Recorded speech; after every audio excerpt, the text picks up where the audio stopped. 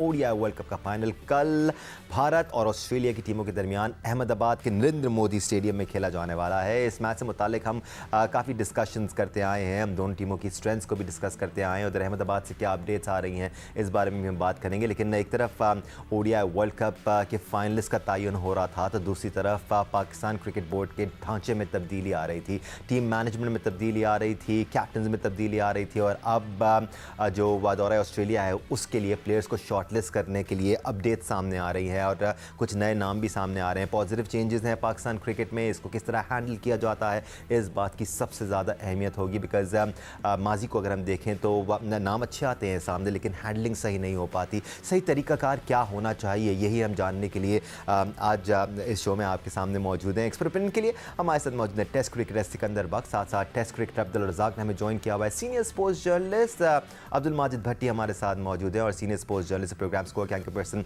सैयद याया हुसैनी हमारे साथ मौजूद है। Gentleman, if you allow me, दोनों जर्नलिस्ट से मैं ज़रा अपडेट्स ले लेता हूँ। याया, सबसे पहले आपसे, बिकॉज जिस वक्त हम ये लाइव ट्रांसमिशन कर रहे थे आप ही ने ब्रेक किया था कि मोहम्मद हफीज़ पाकिस्तान क्रिकेट के डायरेक्टर क्रिकेट भी होंगे और हेड कोच भी होंगे। थोड़ी सी क्लैरिफिकेशन इस मामले में हमें चाहिए कि जो हेड कोचिंग के फ़राइज़ उनको दिए गए हैं वो ऑस्ट्रेलिया और न्यूजीलैंड की सीरीज़ के लिए दिए गए हैं, उसके बाद हेड कोच का तयन होगा या फिर हफीज़ ही कंटिन्यू करेंगे? इस मामले में थोड़ी सी क्लैरिफिकेशन ज़रूरी है। जी दानिश, बहुत शुक्रिया आपका और बिल्कुल इस क्लैरिफिकेशन की अशद ज़रूरत है क्योंकि एक आम तासुर यही है कि हफीज़ डायरेक्टर क्रिकेट होने के साथ साथ कौमी क्रिकेट टीम के कोच भी होंगे, लेकिन आगे चलकर पाकिस्तान क्रिकेट बोर्ड इस चीज़ को क्लियर करेगा कि पाकिस्तान टीम में अब कोच का ओहदा ही खत्म कर दिया गया है। कोच होता क्या है? हेड कोच का मतलब ये होता है जितने भी आपके fielding coach, bowling coach, batting coach होते हैं उनको मैनेज करता है। तो अब जब डायरेक्टर क्रिकेट आ गया है और डायरेक्टर क्रिकेट टीम के साथ ट्रेवल कर रहा है तो फिर हेड कोच की जरूरत है नहीं और मोहम्मद हफीज डायरेक्टर क्रिकेट की हैसियत से टीम को लुक आफ्टर करेंगे और हेड कोच का ओहदा ही पाकिस्तान क्रिकेट टीम में खत्म कर दिया गया है।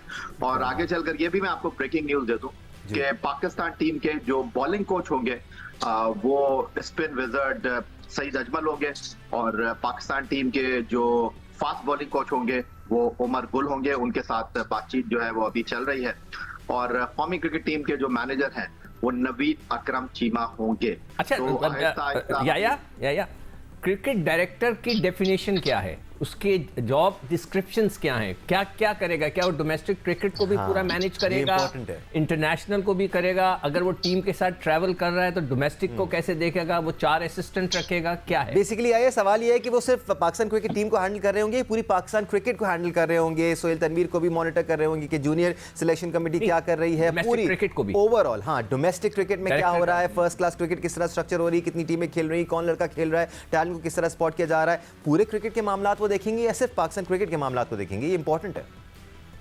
जी बिल्कुल, बहुत अच्छा सवाल किया दानिश, थैंक यू। सिकंदर वक्त ने किया, थैंक यू। हाँ बिल्कुल ऐसा ही है और मोहम्मद हफीज डायरेक्टर क्रिकेट सिर्फ पाकिस्तान क्रिकेट टीम के नहीं है बल्कि पाकिस्तान की ओवरऑल क्रिकेट को वो लुक आफ्टर करेंगे। और जिस तरह सोहेल तनवीर की आपने बात की, जिस तरह वहाब रियाज की आपने बात की, क्योंकि वहाब रियाज के हवाले से ये खबरें चल रही थी कि वो पीएसएल में एक्शन में होंगे, वो बिल्कुल पीएसएल नहीं खेलेंगे। सोहेल तनवीर जो है वो भी नहीं खेलेंगे और सोहेल तनवीर जो है अभी जो आई थिंक मेरा ख्याल है कोई क्लोज सीरीज है उसके लिए टीम का इंतखाब है वो सोहेल तनवीर नहीं करेंगे क्योंकि उनका कहना यह है कि अभी वो आए हैं, चीजों को देख रहे हैं, शायद वो अभी बांग्लादेश शायद टीम जा रही है उसके साथ वो ट्रैवल करेंगे, खिलाड़ियों की कारकर्दगी को मॉनिटर करेंगे और उसके अलावा वो कैंप भी लगा रहे हैं ताकि जो इस सरफेस पे खिलाड़ी हैं सबको बुलाएं, उनको देखें। और उसके अलावा जो आइंदा साल एशिया कप या जूनियर वर्ल्ड कप है उसके लिए वो उनका पहला असाइनमेंट होगा, वो टीम मुंतखब करेंगे। जहां तक वहाब रियाज की बात है, क्योंकि चौधरी जका अशरफ जो चेयरमैन क्रिकेट बोर्ड है उन्होंने ये इस्तेहकाक दिया है सबको कि भाई मैं आपको जिम्मेदारियां दे रहा हूं लेकिन आप अपनी मर्जी से अपनी टीम बनाएं। तो सोहेल तनवीर अपनी टीम का इंतखाब खुद करेंगे बतौर junior chief selector. Wahab Riaz फिलहाल चूंकि अभी उनके पास वक्त कम है, मुकाबला सख्त है, शान मसूद 2 दिन लाहौर में रहे, हफीज के साथ उनकी मीटिंग रही, तो ऑस्ट्रेलिया के दौरे के लिए ये लोग टीम बनाएंगे। फिर उसके बाद जैसे ही ऑस्ट्रेलिया का दौरा होगा उसके बाद ये अपनी सिलेक्शन कमेटी बनाएंगे और अभी शाहीन शाह अफरीदी से इनकी मुलाकात होनी है जिसके बाद ये बैठकर दौरे न्यूजीलैंड के लिए टीम का इंतखाब करेंगे। तो ये सारी वो चीजें हैं, लेकिन मैं समझता हूं कि ये जो आपने बात की बिल्कुल दुरुस्त बात है कि मोहम्मद हफीज अगर टीम के साथ ट्रैवल कर रहे हैं तो फिर वो बाकी डोमेस्टिक क्रिकेट के मामला को किस तरह देखेंगे, ये आने वाला वक्त इस बात का खुलासा करेगा। फिलहाल इस वक्त फोकस जो है वो दौरा ऑस्ट्रेलिया है। बड़ी साहब, इस वक्त जो हम ये डिस्कशन कर रहे हैं, इस डिस्कशन का मकसद भी ये है कि जितना हो सके कि कॉन्फ्लिक्ट ऑफ इंटरेस्ट को ख़त्म करना है और सही फैसले होने हैं। वो जो हम गुज़िश्ता दिनों से बात कर रहे हैं ना कि स्ट्रक्चर को बेहतर करना है, तो क्या हम स्ट्रक्चर की बेहतरी की तरफ जा रहे हैं भट्टी साहब? क्योंकि सवाल इस वक्त काफ़ी सारे आ रहे हैं और हमारी कोशिश होती है कि हम जो अबहाम है क्रिकेट फैंस में उसको भी थोड़ा सा क्लैरिफाई कर सकें। तो यहाँ पर मोहम्मद हफीज़ की जो जिम्मेदारियाँ हैं उसमें आपको लगता है थोड़ा सा मुश्किलात दरपेश होंगी उनको, अगर पाकिस्तान क्रिकेट के साथ हैं तो फिर पाकिस्तान क्रिकेट के जो दीगर मसाइल हैं उनको कैसे हल करेंगे? अच्छा दानिश, डायरेक्टर क्रिकेट की पोस्ट कहां से इंट्रोड्यूस हुई? ये बेसिकली आइडिया है इंग्लिश क्रिकेट बोर्ड का। इंग्लिश क्रिकेट बोर्ड में इस वक्त जो डायरेक्टर हैं वो सारे क्रिकेट मामलात के जिम्मेदार हैं, इवन टीम सिलेक्शन में भी बैठते हैं, कप्तान कोचेस के साथ भी। हाँ, लेकिन वो ट्रेवल नहीं करते। फिर अगर टीम हारती है, अभी जिस तरह वर्ल्ड कप में हारी, तो वो जिम्मेदारी भी लेते हैं कि भाई मैं रिस्पॉन्सिबल हूं कि मैंने जो टीम सिलेक्ट करवाई थी इन लोगों के साथ मिलकर। लेकिन वो हेड कोचेस वगैरह सब उनको रिपोर्ट करते हैं, कप्तान उनको रिपोर्ट करते हैं, वो ट्रेवल नहीं करते। लेकिन ओवरऑल जितना सिस्टम है उस सिस्टम को देख रहे होते हैं। लेकिन अभी ये जो अपॉइंटमेंट्स हुए हैं, विद ऑल ड्यू रिस्पेक्ट, हमें किसी की नीयत पर शक नहीं है, ना उनकी एहलियत पर शक है।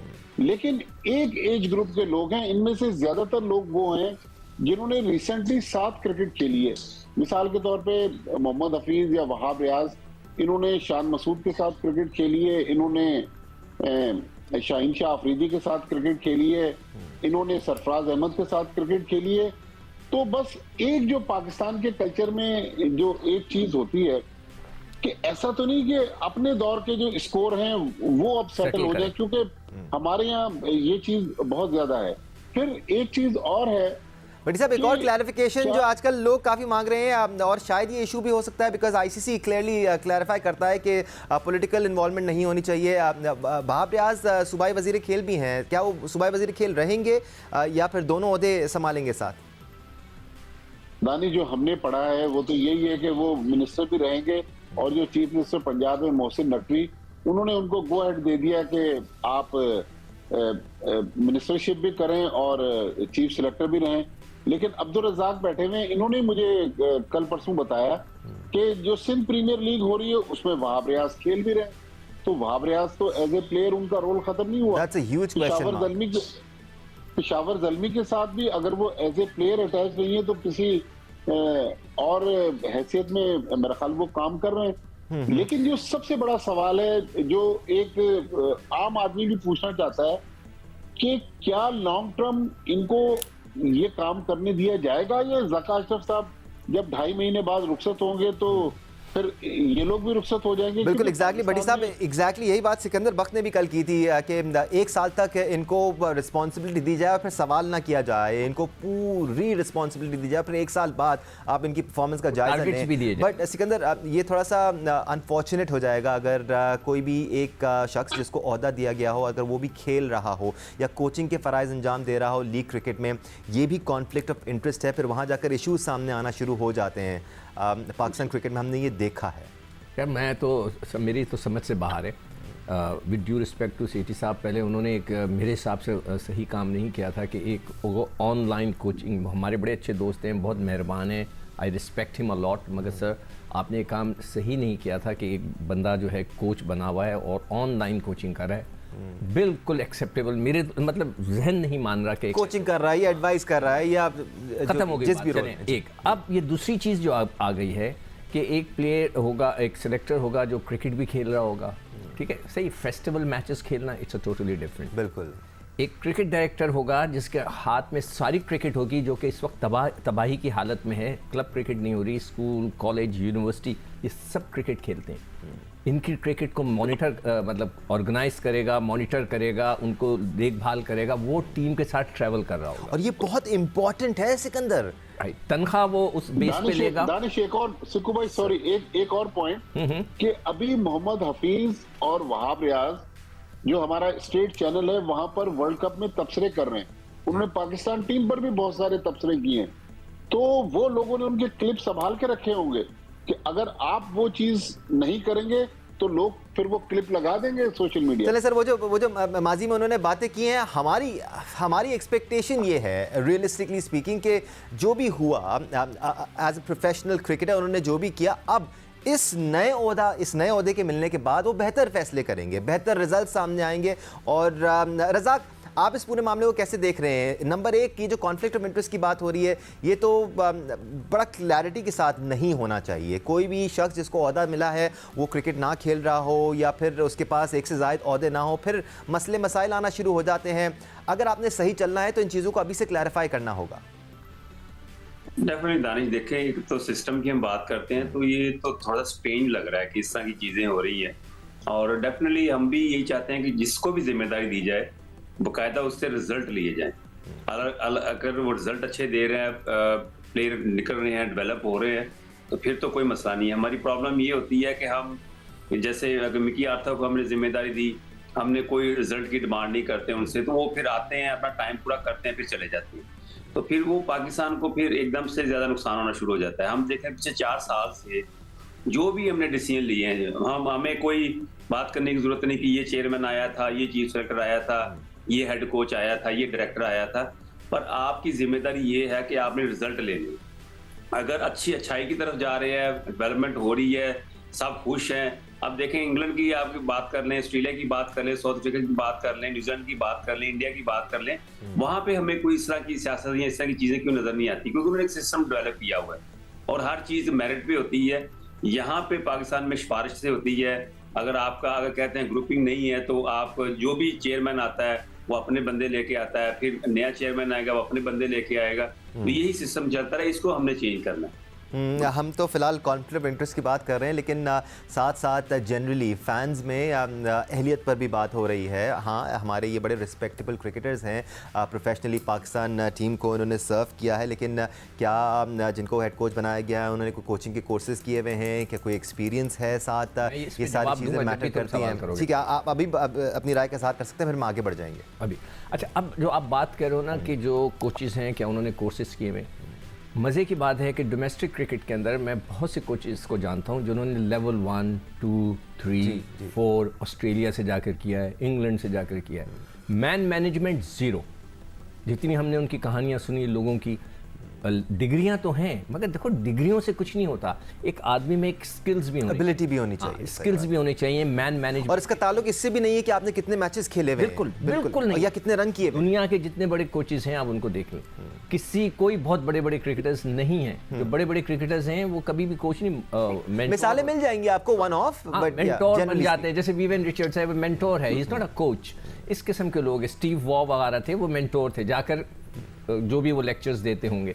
तो ये भी एक जगह है, एक फैक्टर है कि जो लोग हाईली डिग्री वाले जो कोचेस हैं वो एक तरफ हैं, और आपने एक्सपेरिमेंट कर लिया। वकार यूनुस विदाउट एनी कोचिंग, आपने उनको चीफ कोच बनाया। मिसबाह उल हक उठाया, 3 ओहदे उनको दे दिए, बना दिया, और वो साथ साथ पीएसएल में भी कोचिंग करते रहे, वो भी करते रहे। अब आप हफीज़ को दे रहे हैं। क्या हफीज़ ने कभी ज़िंदगी में कहीं किसी ऑफिस में बैठ के काम किया है? क्योंकि मैं तो खैर खुद कहा है कि भाई उनको अब आपने बना दिया ना, 1 साल दे दें, खामोश हो जाएं पीछे। मगर अब ये सवालात हो रहे हैं तो उसके पर मैं बात, और ये चीजें भी एडिशनल होती हैं सिकंदर, जरूरी नहीं कि वो ना हैंडल कर पाए, हो सकता है बहुत अच्छी तरह हैंडल कर पाए। Is a very mature individual, बाकायदा प्रोफेशनल है। हम उनको एज अ प्लेयर भी प्रोफेसर कहा जाता था। हाँ। तो वो इन चीज़ों को हैंडल करने में आई एम श्योर पेश नजर आएंगे। सिकंदर, हम थोड़ी सी लोगों के लिए भी प्रोग्राम में तोहफे तहफ़ का सिलसिला शुरू कर लेते हैं, उसके बाद हम मजीद बात भी करेंगे। कल हमने आपसे स्पार्क स्मार्टफोन्स के लिए सवाल किया था कि वर्ल्ड कप में सबसे ज़्यादा छक्के लगाने का रिकॉर्ड किसके पास है, तो जवाब है द हिटमैन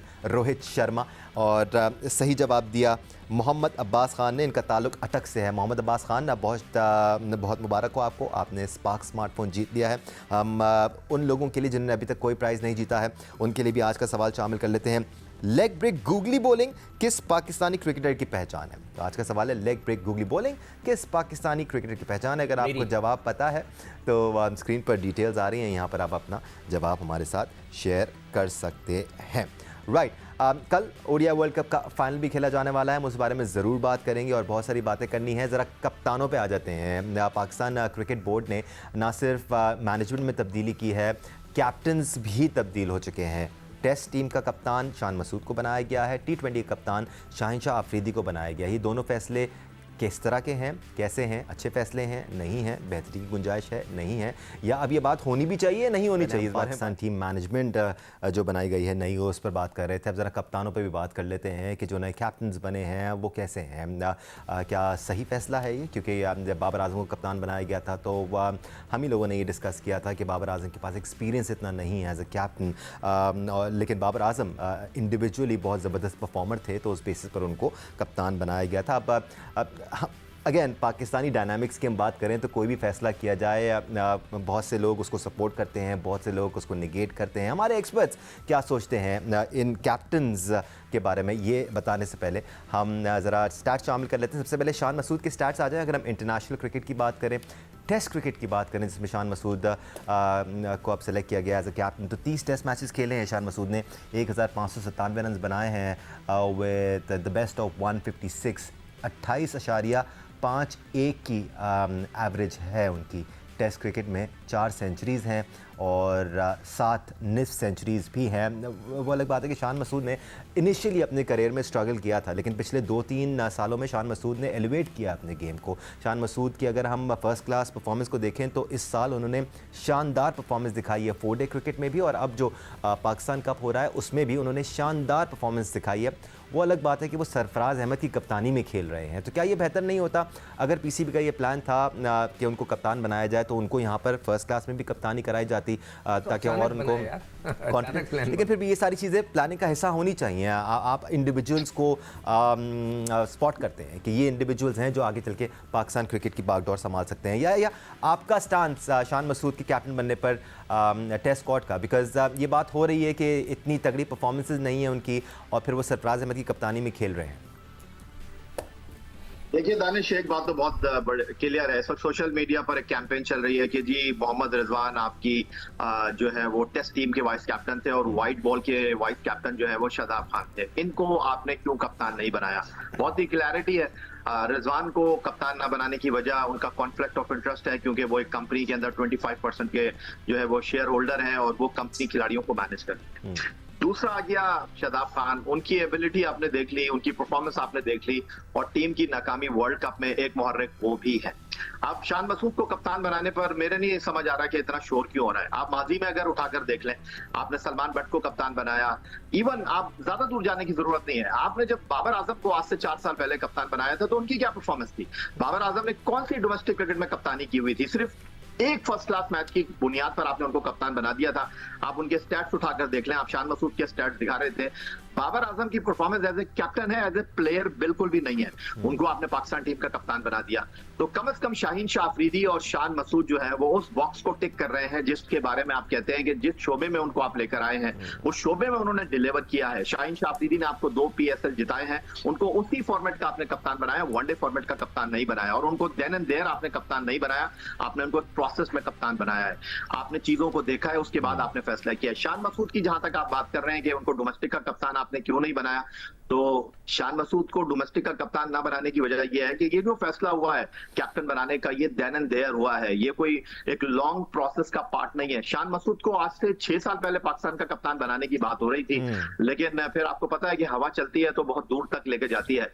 फौरन जो है सब जो है वो गर्विदा हो गए बाबर आजम के, और उन्होंने कहा इनको टेस्ट भी दे दो, वनडे भी दे दो, T20 भी दे दो, चाहे वो उसके अहल थे या नहीं थे।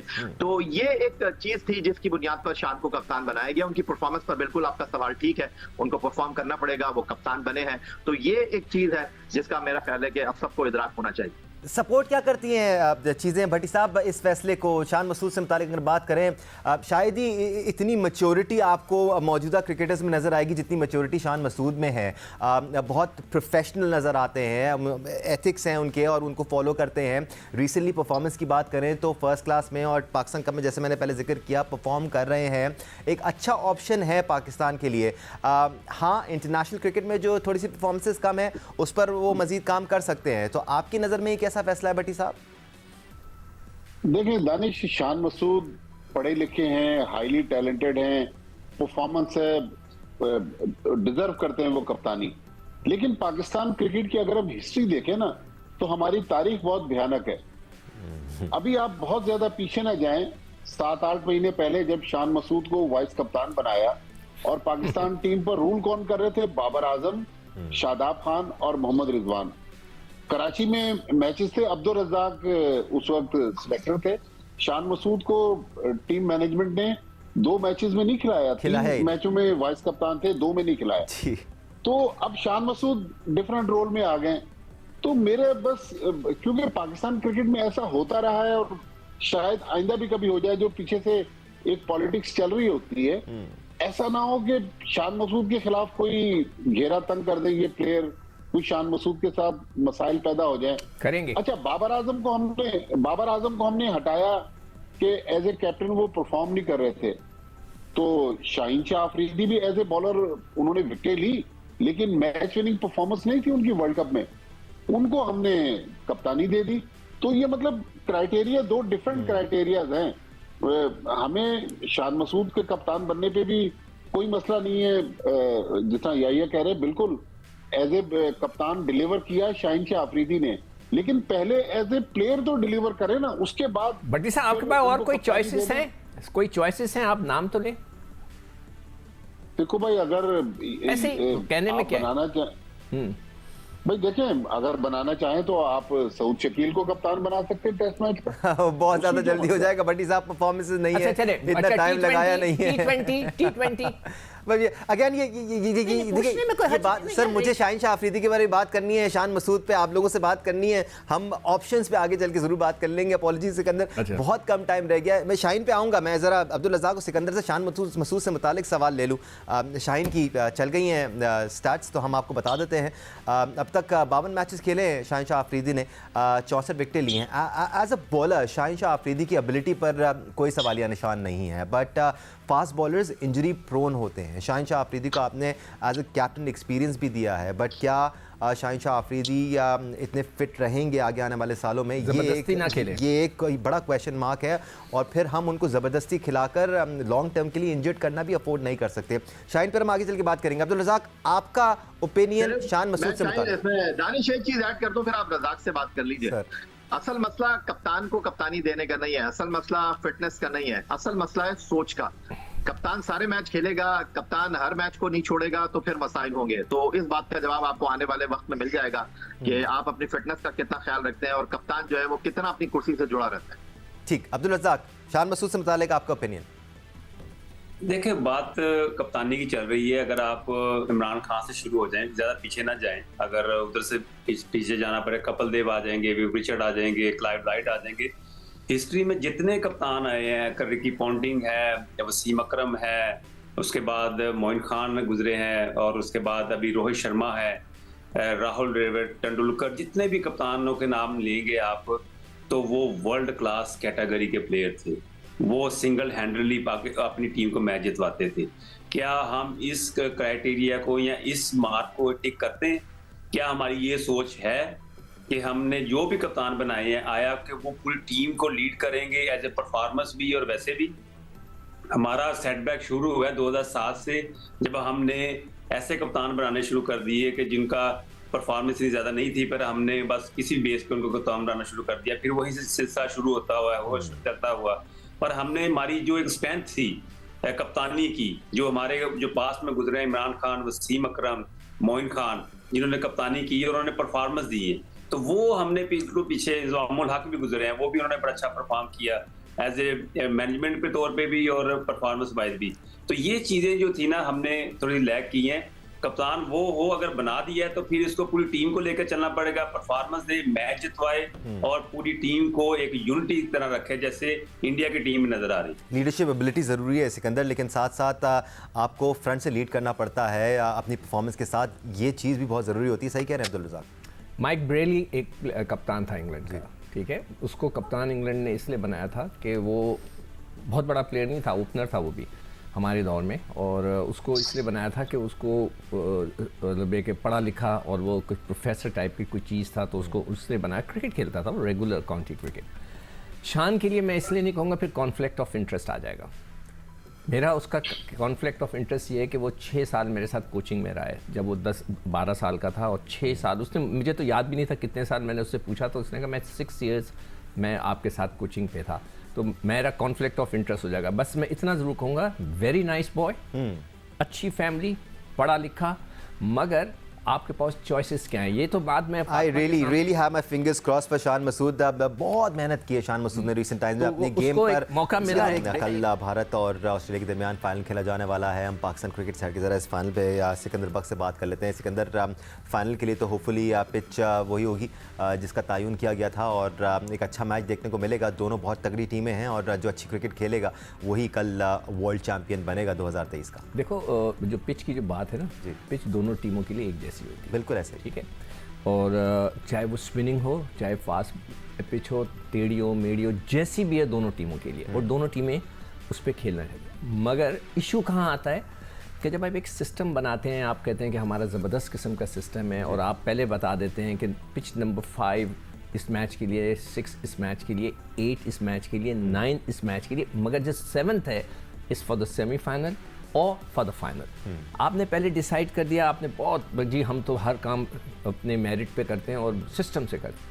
आखिरी वक्त में जब आप चेंज करते हैं ना, तो फिर इशू खड़े हो जाते हैं और ये फैसले टूर्नामेंट कमिटीज़ करती हैं और वो आपने पहले बनाए हुए होते हैं। अच्छा, मैं भी एक टूर्नामेंट कमेटी में रहा हूँ, एशिया कप हुआ था 18 में शायद, या 19 में, तो मैं टूर्नामेंट कमेटी, आज तक किसी ने उस कमेटी को खाने पीने के अलावा और पैसे लेके आने के अलावा मैंने कुछ नहीं किया। एक दफ़ा उन्होंने नहीं पूछा कि भाई आप ये लड़का हम चेंज कर रहे हैं, उसको रख लें, ये कर लें, कुछ नहीं पूछा।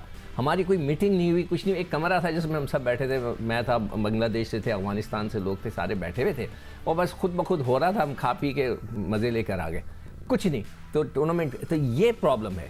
Pitch will be the same for both the teams, कोई इसमें इशू नहीं है। मैं समझता हूँ एज अ क्रिकेटर, जब पिच बन गई है दोनों मिलके खेले, मगर जब ये सिचुएशन होती है कि आपने कहा सब बातों की एक बात, दोनों टीमों ने बेहतरीन क्रिकेट खेली है through out world cup. India का यकीनी तौर पर पलड़ा भारी होगा बिकॉज उन्होंने अभी तक कोई भी मैच नहीं हारा है and they seem like they're on top at the moment. आज के लिए स्पोर्ट्स फोर से इतना ही। अल्लाह हाफिज़।